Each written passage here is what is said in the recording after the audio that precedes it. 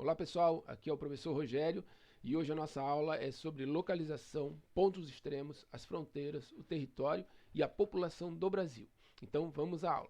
Com relação à localização do Brasil no mundo, vamos considerar os hemisférios. Então nós temos o hemisfério leste e o hemisfério oeste e percebemos que o Brasil está totalmente inserido no hemisfério ocidental. Quando nós falamos sobre o norte e o sul, percebemos que o Brasil tem 7% do seu território no hemisfério norte e 93% do seu território está no hemisfério sul. Então, o Brasil está presente em 3 dos 4 hemisférios considerados. Com relação aos diferentes continentes do mundo, o Brasil pertence ao continente americano e dentro desse continente americano, nós podemos fazer algumas regionalizações, ou seja, algumas divisões. Uma delas é a divisão histórico-cultural. Nesse sentido, nós temos a América anglo-saxônica, formada por Canadá e Estados Unidos, e a América Latina, que são os países que foram colonizados por portugueses e espanhóis principalmente. Uma outra forma de fazermos a regionalização do continente americano é a físico-geográfica.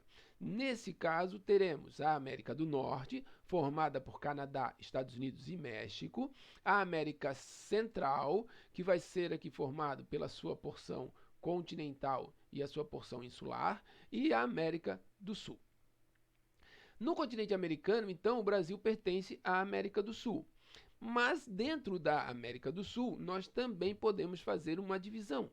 E nesse caso, a localização do Brasil está na porção central, considerando o lado norte e o lado sul, e o Brasil está totalmente a leste do território. Portanto, na América do Sul, o Brasil está na porção centro-oriental. Uma outra forma de podermos fazer essa localização do território brasileiro é através das coordenadas geográficas.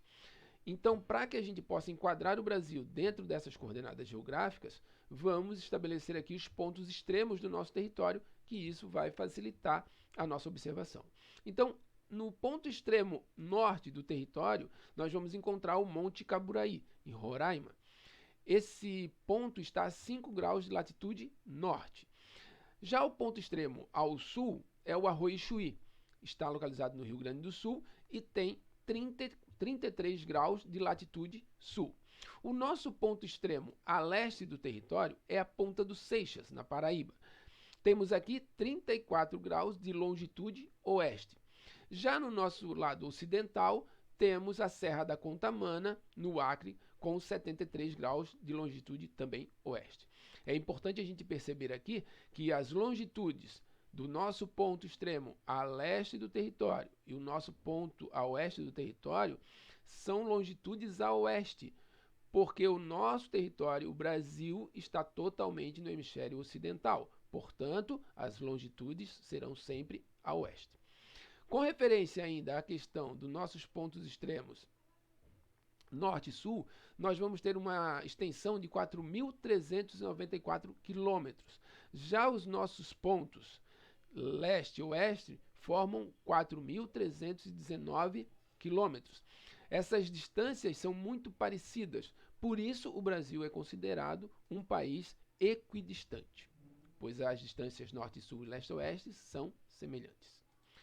Com referência aos limites territoriais e às fronteiras do Brasil, percebemos então que o Brasil faz fronteira com o Uruguai, com a Argentina, com a Bolívia, com o Paraguai e Bolívia, com o Peru, com a Colômbia, com a Venezuela, Guiana, Suriname e Guiana Francesa.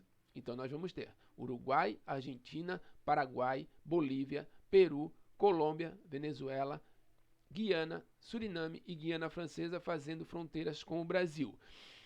Apenas Equador e Chile não fazem fronteira com o Brasil.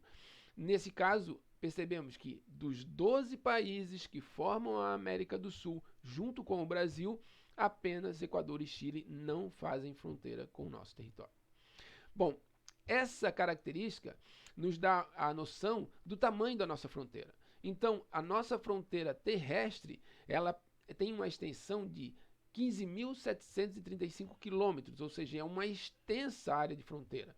E nesse caso, nós temos algumas vantagens relacionadas a isso.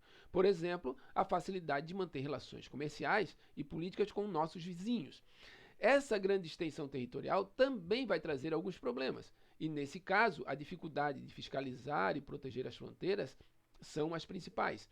O contrabando, a imigração ilegal, a biopirataria são aí então problemas corriqueiros às nossas fronteiras terrestres. No lado litorâneo, nós temos uma fronteira marítima que tem uma extensão de 7.367 quilômetros. Também é uma grande fronteira marítima. E nesse caso também temos vantagens, como por exemplo, explorar a ampla área para pesca, para exploração mineral, para transporte marítimo e o turismo. Então, essa grande extensão de fronteira litorânea nos dá várias vantagens. Porém, também traz desvantagens, como por exemplo a dificuldade de fiscalizar e proteger essa extensa área marítima, territorial e comercial, a zona econômica exclusiva do Brasil.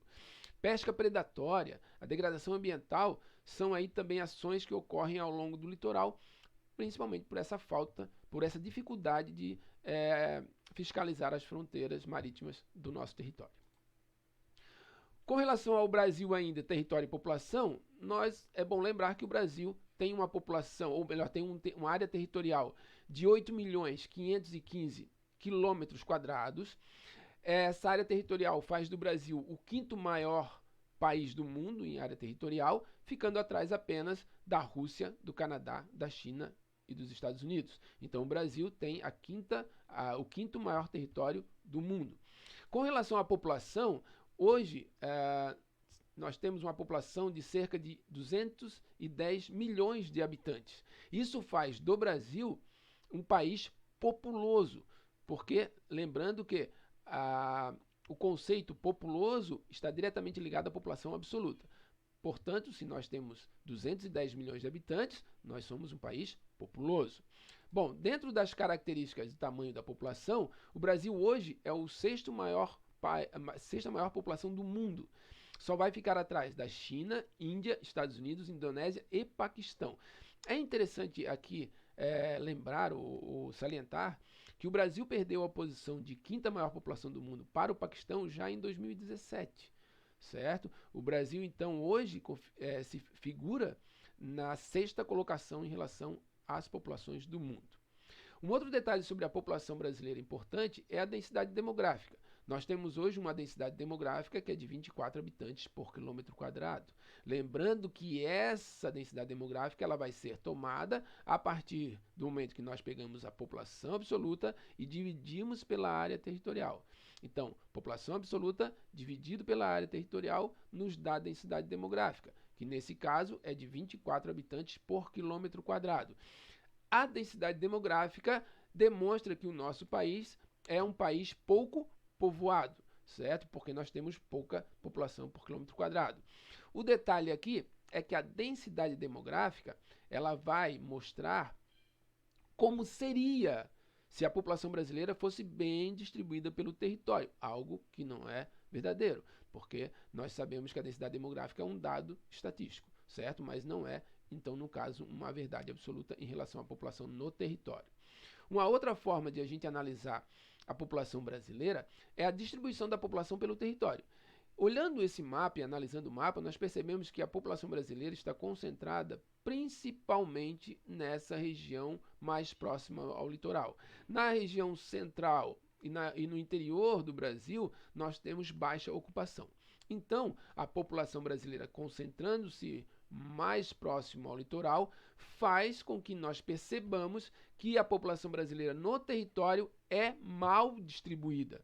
Então a população brasileira é mal distribuída pelo seu território. Essa concentração populacional mais próxima ao litoral tem algumas justificativas.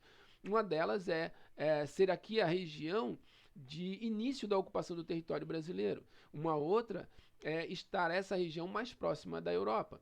Muito importante hoje, mas principalmente importante no período colonial. Beleza? Galera, então, a população brasileira ela é mal distribuída pelo território, certo? E aí, então, nós temos essa configuração, maior parte da população nessa área. Ok, gente? Essa foi a nossa aula de hoje. Valeu e até mais. E não esqueçam, de estudar o capítulo Introdução à Geografia do Brasil e Regionalização, da apostila. Façam também os exercícios de aplicação e propostos na apostila. Fiquem atentos à plataforma Estudos e às atividades lá propostas. E se cuidem, certo? Valeu, um grande abraço. Até a próxima.